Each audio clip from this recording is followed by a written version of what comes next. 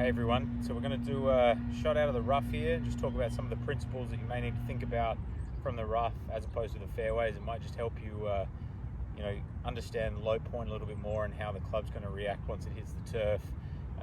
When you're working on keeping it wide, shallow, keeping those hands and arms out of it. So we've got a short white pin here that we're going to go to, and this requires, a higher, softer shot.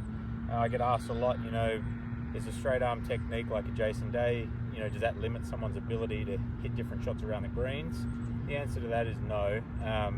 All you're having to really do, now this technique's going to work for probably 90% of the shots you're going to hit around the green, but you're just going to have to change the club face and your body position, in order to change the way that the ball goes up, down, ball position back or forwards, coming out lower to get it go higher.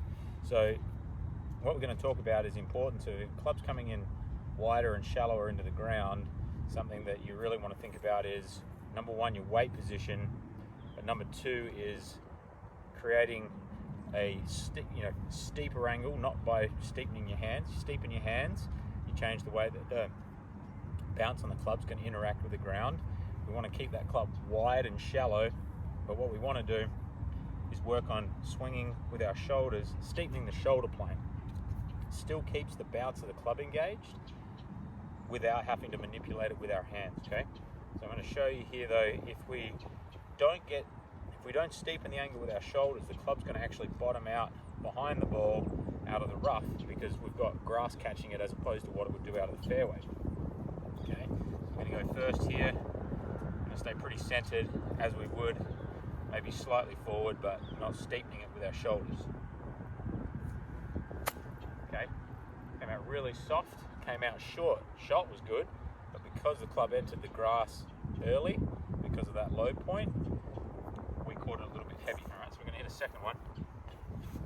Same shot, get some grass behind the ball. Okay.